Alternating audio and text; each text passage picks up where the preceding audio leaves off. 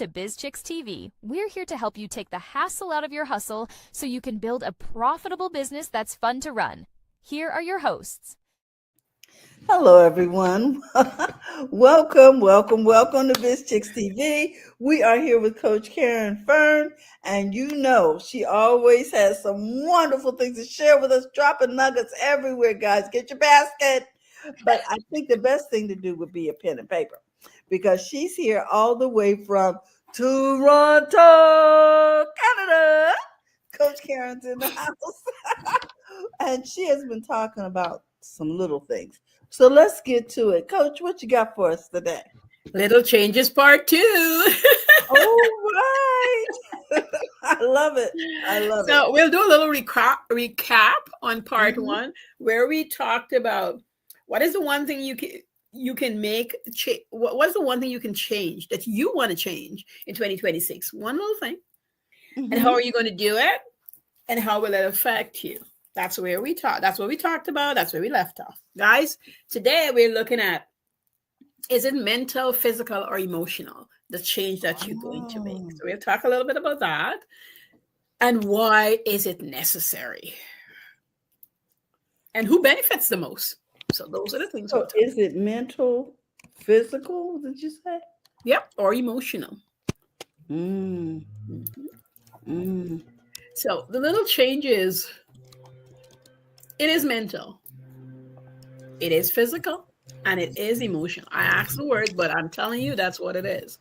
And when you want to make a change, it is physical, but you can be held back.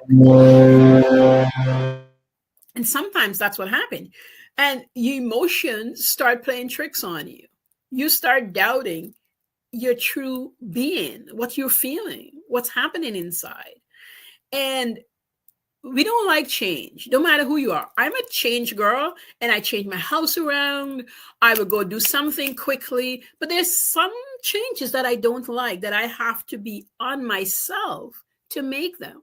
And when people point them out, like my daughter would point it out, or my mom would point it out, even my hubby at times, I have to listen and not get offended and ask what they're seeing and why.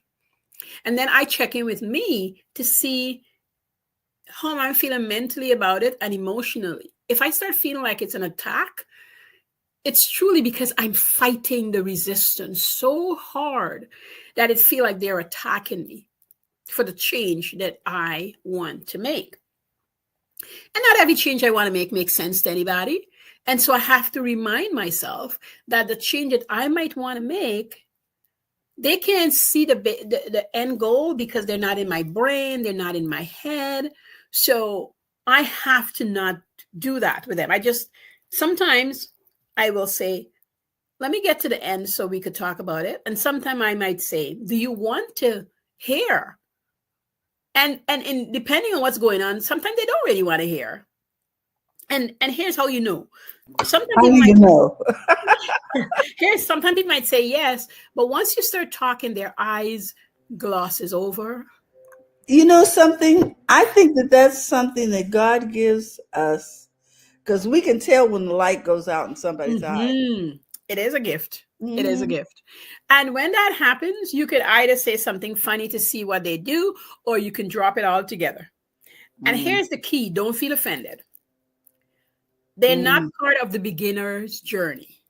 Maybe this new thing, they're not part of it. Or maybe they never will be part of it. Or maybe they're only there to celebrate at the end. And you have to start being okay with that when you start doing changes. I wasn't okay initially because I wanted everybody to be on board with the things I want to do. And boy, do I want to do things. And I do a lot of things. Okay? And I had to learn over time. And then I went back also in time and recognized that when I was young, I would make changes. I never wait for anybody to say yes to them. And I never tell anybody. They just see it happen over time. And then when I got older and after I had children, I felt like I wanted to tell them because it would disrupt them. And they needed to know. The truth is, they didn't need to know as much as I thought they needed to know. So if you have a friend, you have a spouse, you got whatever around you, sometimes you don't want to say anything. Just let them see the physical change. Allow them to ask you about it. And when they do, don't give them the full story, just the highlights. Ah, If they okay. ask to tell more, that's when you say, what part you want to hear about? Oh, Don't give them everything. that's interesting. I like that. Oh Mhm. my gosh. Don't give them everything. They Don't can't handle it. overshare. Yeah, don't overshare. Yeah, they can't handle it. They might not be in the mental capacity to observe, be able to deal with what, because even though it's a change for you, when humans feel it impacts them, they behave differently. They can seem withdrawn, that's a physical part. They feel like you're attacking them emotionally because maybe they had something they wanted to do, but they were so afraid to do it. And now you're doing it and you're highlighting the fear Mhm. that was there, but simmering, but now you've highlighted the fear. Um, Mm. and so their behavior is looking like they're coming at you, but it's because you're highlighting what's happening to them, within them, and how they're feeling. And they weren't able to tell you, but you've just highlighted something for them. Oh, wow. I I remember would have never quietly. looked at it that way. So so you stirred up something in them that either frightens them Mhm. or uh makes them reflect on something that they didn't do. Yeah. Or sometimes take away the control that they had deemed over you without even subconsciously at times. It's sometimes present, but sometimes subconsciously. Because when you come out from a certain realm, I just look at different people in different scenario. To the parent who has a one driveway and the car keys are, for example, hanging on the wall, and anybody can take the cars and move it around to get out to the driveway, that Uh-huh. parent or parents don't feel any kind of control that they have to muster over the kid. As they got older, obviously, they're driving age. But the parent who feel that they have to go move their own car and is annoyed that they have to move the car to accommodate somebody else, that's a power struggle. That child is changing into independence and they don't like it. That child is growing up to be something that they might have wanted to do, but didn't have the gut to do. And Mm. they're seeing little whispers of it. Wow. And they are annoyed. But it's not coming out that I'm annoyed at you. It's coming out as, how dare you disturb me? Like, why do I have to move my car? Like, why are you making me? And the answer to that is leave your keys and I will move your car and put mine in and, reasonably, right? But they can't deal with the reason because of the other things that's happening. Emotional, Mm. it could be all three, it could be one or two out of the parcel. But they're dealing with that. And depending on the human being, if you try to explain, understand, or be empathetic with them, you could set off a fire just depending on the human being. Mhm. Mhm. Mhm. And hence why a lot of times we can make little change, but we won't make them because we're worried somehow in our brain understand the people around us and what sets them off, even if we don't know exactly what it is. There's the other part of us emotionally, why we don't make changes. You know something? I was talking to someone this morning and they pointed out that if they make this change, it's going to set off a firestorm with someone else. Mm-hmm. And so they're just not going to do it, Nope. even though it may be beneficial to them. Yeah. So how do you handle that? Not going to do it. Oh, now I'm turning you into a psychiatrist. Right? I'm sorry, coach. That's okay. I'm just going to tell you. Here's the Uh-huh. thing. This is a thing. Everything that you're going to do, you cannot do it based on how somebody will react. Ever. Mhm. Mhm. Ever. Even if that's what you want to do. You cannot. And in my time, in my lifetime, before where I'm at right now, in my earlier years, when my grandmother, I told people, I always say my grandmother was placed, my mom was taken out of the picture. My grandma was placed there to give me this kind of a, if you will, I said, God used her as the instrument to give me this stability, Mhm. consistency, this kind of building confidence that It is not easy to come by, but it's so doable. And mine start young. So I know that's why I've always been a confident child. Is that she said to me, and these are the simple words. She says, Caren, you're in charge of your own life. Whatever you want to do, however you want to do it, you do it how you want to do it. Not even me. Nobody, no teacher, no judge, nobody but God should able to help you change what you want to do. Because it helps them feel better about themselves. You, only you. So, and this was a pivotal moment because I was whining about school. And she says, you don't have to go to school. You can stay home and you can sleep. You don't have to go to school. You stay in your bed. Nobody's going to do you anything. You're not going to learn anything much more, but you could stay in your bed. You could skip school several times a week. You're bright enough to catch up. So you don't have to go every day. I was whining about the early morning wake up. She used to leave around 4 something some mornings. A taxi, the work would send her work. Yes. Taxi, and they'll pick her up. And I'm getting up like 5, probably an hour after her. She leave at 4, I get up at 5. And I cried about this thing for a long time that morning, and quite a few mornings. I was like, what is wrong with this woman? Why would she tell me that I have a choice? But it is one of the most beautiful things that happened, because anytime I had to bring a parent or teacher, I started learning how to speak to teachers and not have to bring her.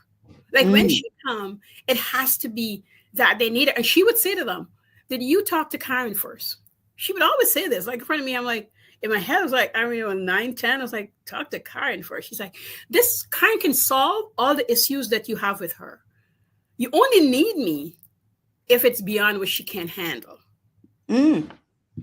But she is well equipped.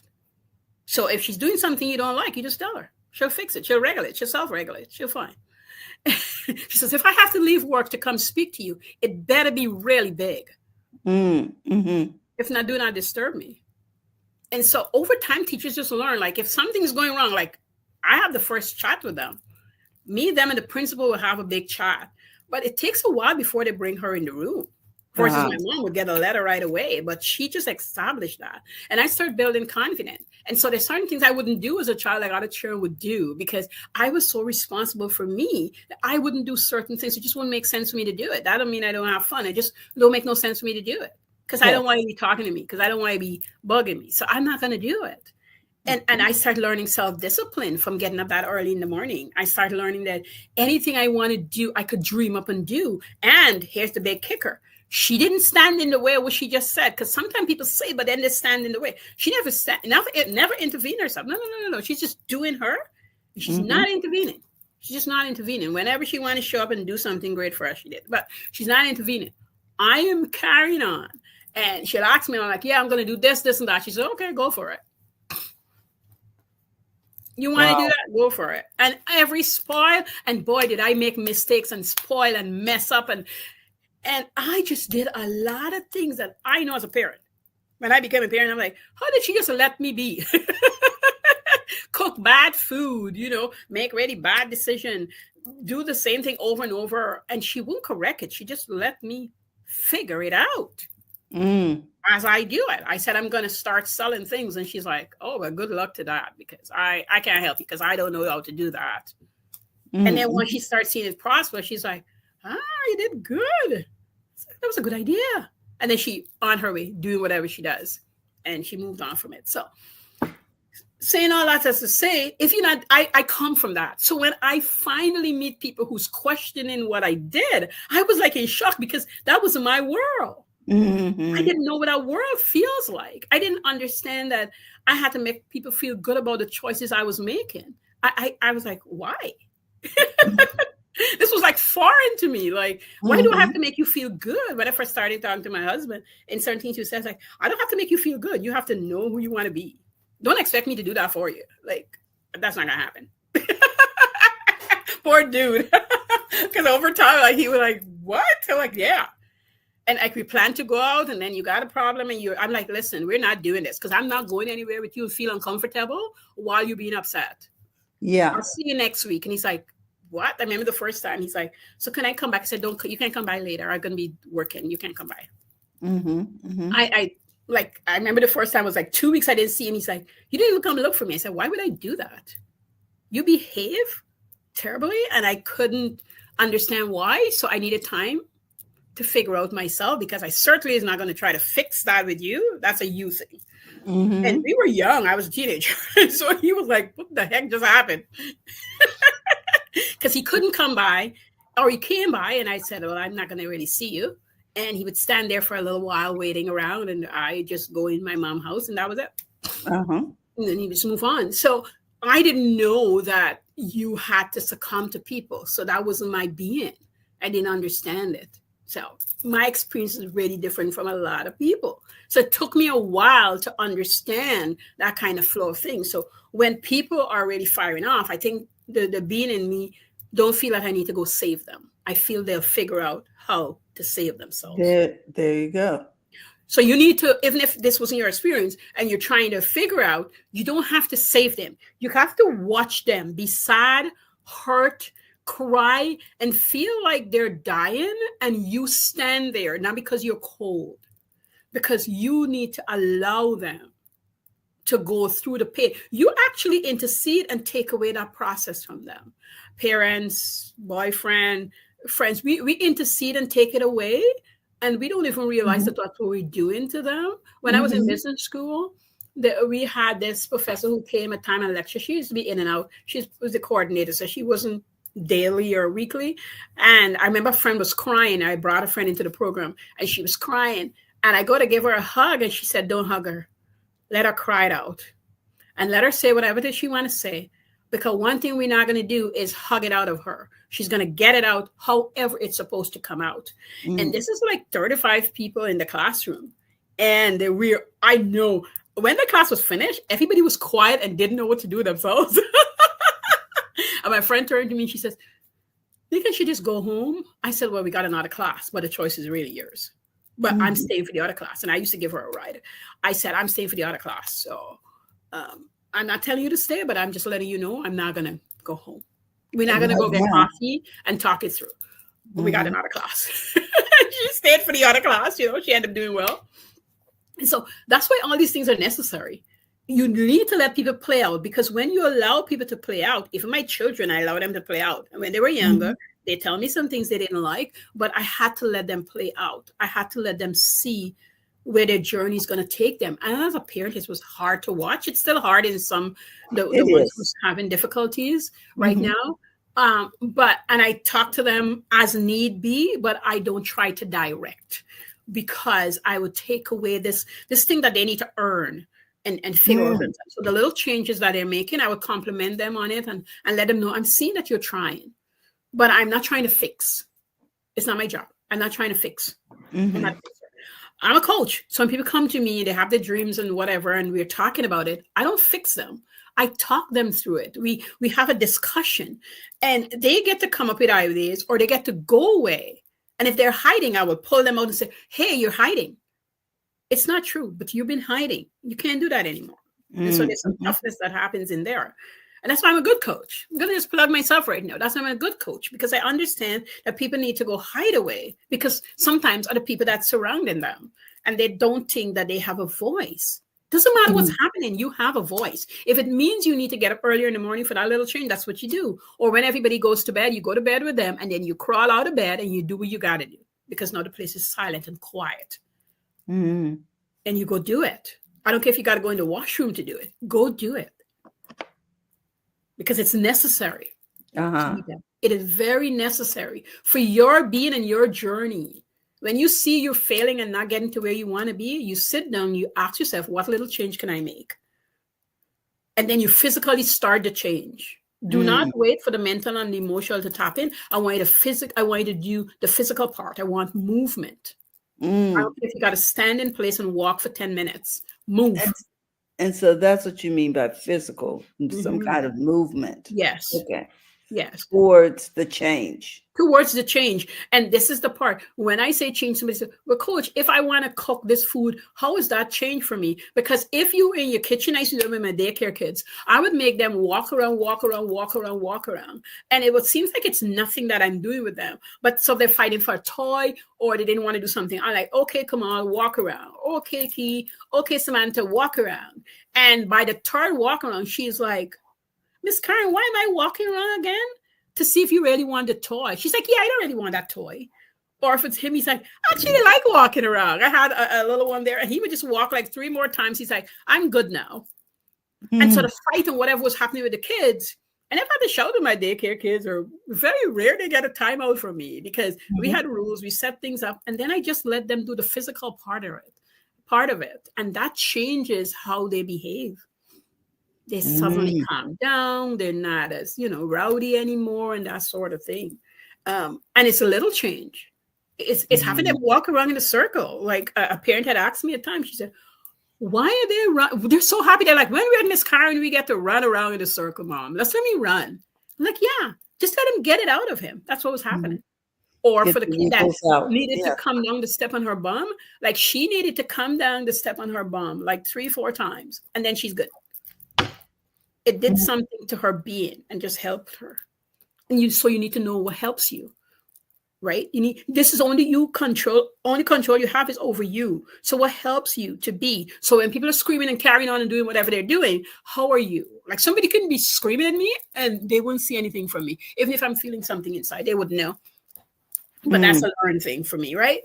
But if you're not there yet, maybe you want to hop on one leg, do squats, do something physical to move and shift you. And they ask you, why are you so antsy? What are you doing that for? I'm like, no, I just needed to stretch. And in the tone too, you're not going, well, I got to stretch. No, I just needed to stretch my legs. It suddenly just needed to move. And all that stuff that they're carrying on with usually brings them down because now you are not in that mood with them. You're just stretching. You're just not. Just moving. And I know that there's rowdy people. Trust me, I understand it. I totally understand it. And who benefits the most? Well, those same people benefit from the way you behave. Those same people benefit. Sometimes it's money. Sometimes it's just knowing that you're there. A friend of mine had said that to me a time. She called me a day and she was on the phone not saying much. And I said, what's going on? She says, just talking to you calms me down. I said, I can calm you down. She goes, yeah. I just know that when I talk to you, I'm going to get up from here and do some things. Okay. I'm going to go do some things. And then sometimes she would call me back and say, well, I got X, Y, and Z done and what have you. Especially when we had our last kids together, like a month apart, we had our kids. And, a lot of things were happening with both of us at different points. I was changing careers. She was debating if she's going to stay in hers. And we would talk daily. We're even going to go into business together, which we didn't do. Because once I had enough conversations with her and we meet quite a lot, I said to her, you do not want to be in business. And she says, why would you say that? I said, you don't. You want things right away, which means you need a job to be paid every 2 weeks. I love you to pieces. We're still friends. I said, but you do not want to own a business. At least you're not ready yet. And if you're ever ready and I'm available in that space, we can do it together. But I said, you could, but you don't want to be in business. You like the idea of it. And I could just see Monica Angelo. I could just see the excitement drain out of her. I felt really bad. And I wanted to help her, but I know that I needed to let her walk through the whole process in her mind. And then we had lunch. We were planning to spend most of the day. We had our babies. And she said to me, let me think about it. I said, that's okay. And I really was sad because we're going to open a spa. And I was going to go back to school for esthetician, and she was a hairdresser already. And she just had to go get her license. And I said to her, you do not want to be in business. whether it's at least now, maybe later in life, but not right now. I know you like the idea of it, but the pressure that you would feel will break you in a way that you're not prepared for. Now, you can spend a whole year preparing for it. And if you circle back, we can do this. She never did.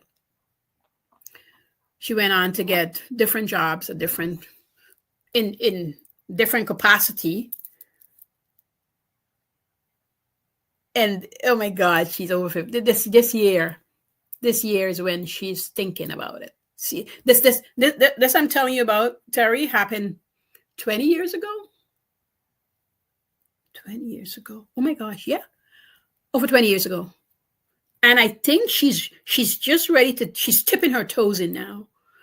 But she needed the stability of a job. And guys, if you need the stability of a job, okay, I don't want you to feel anyway. And I don't want you to feel like you fail. I don't want you to let nobody feel like you had to go back to work and you couldn't do any business. If you need stability right now to get consistency to do what you got to do, make that little tiny change. Don't listen to anybody. Make that little tiny change for yourself, because your future self will benefit from it. And when you're ready, you'll come back to business. Now, if you really and truly like business, schedule 2 to 3 hours a week to work the business. Get it, take everything that you had in it, take all the good part, all the bad part, all the maybe ifs part, and then put them under the heading they belong, and then work through them a little bit at a time. You'll be the best business you ever run. But if right now you need a job, go get a job. And while you're applying and waiting for response and interviews, do the thing. Do the thing. Don't let it be the thing that keep you from doing the thing you feel you need now.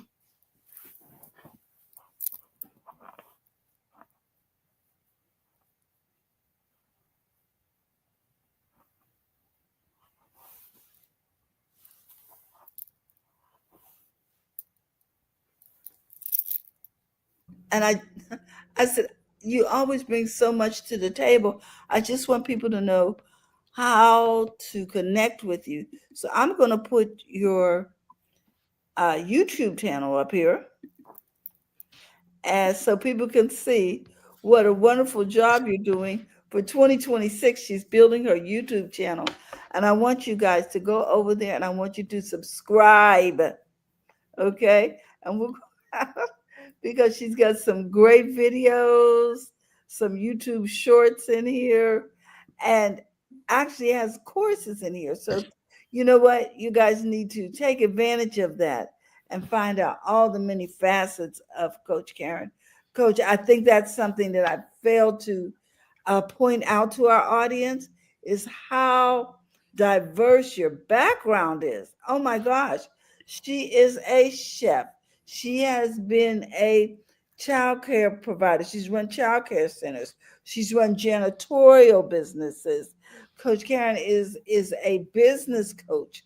She has been a sourcer for overseas products.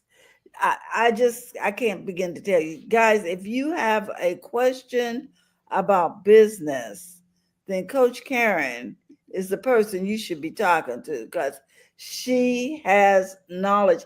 Now I know, Coach, because you don't brag about yourself, but I just want people to know you've been in business since you were 5, and she has learned some serious life lessons. And you know, if someone can tell you where the pitfalls are, we need to connect with them and find out, what are we doing right? What are we doing wrong? How can we do better? Coach Caren is the person you want to talk to. So make sure that you connect with her. You can direct message her through her YouTube channel. You can find her at Coach Caren on Facebook. She's got a Facebook group. And we just highly encourage that you connect with Coach Caren. Coach, we love you. And is there something you want to share before we go about these little changes? Little changes, guys. Don't make it complicated. Just find. Don't make it complicated. Okay, I'm not hearing you. I don't know why. That's weird, because we've been talking all the time. Mic working? Can you hear me? I can hear you. Okay, all right. Yeah. And mine is up. You can hear better now. Maybe something came on. You can hear? we're going to go. But I want to say this. Thank you so much for your time. And remember to connect with Coach Caren. Also, if you're looking to become a part of Biz Chicks, simply text biz to 33777 or go to bizchicks.net. We'd love to share with our community what it is you do and how you serve. Coach Caren, we love you. Thank you again for all you do. And we'll see you all next time. Bye-bye, everyone. Thank you for tuning in today. We trust you've learned something to help you build a more profitable business and take the hassle out of your hustle. See you next time.